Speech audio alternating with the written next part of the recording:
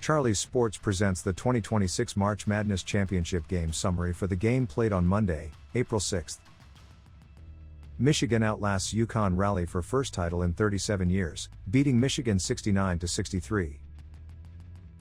Game summary. Michigan put an exclamation point on a historic season in Monday's national championship game, defeating UConn 69-63.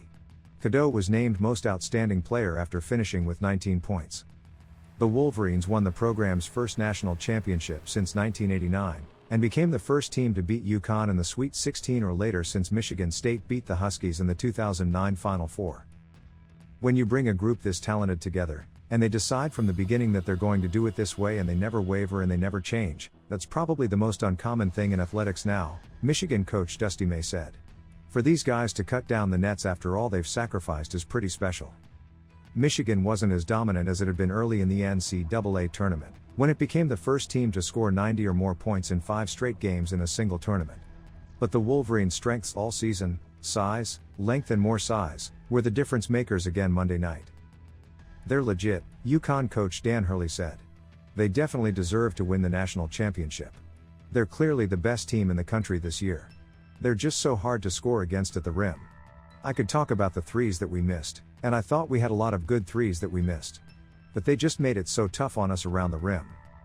That was probably what even got us more than the missed threes was some of those rim shots, all those transition baskets. I think they cut it to 4. Could have put some serious game pressure on them. They changed so many shots around the rim.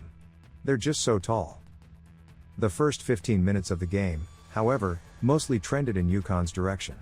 The Huskies kept Michigan out of transition, with the Wolverines having 0 fast break points in the first half and only 1 opportunity to get out and run.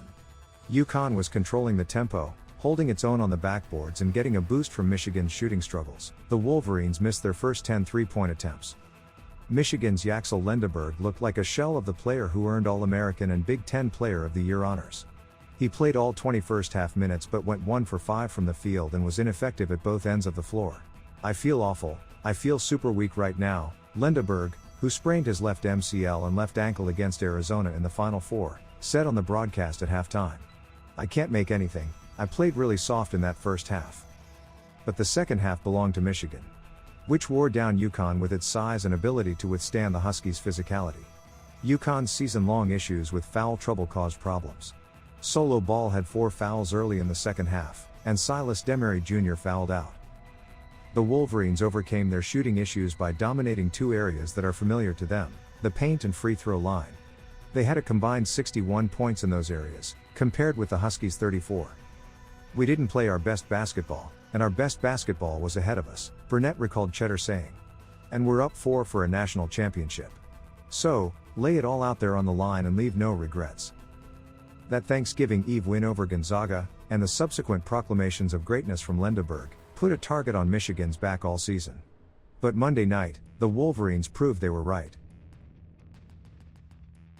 Thank you for viewing this 2026 March Madness game summary page. See you next year.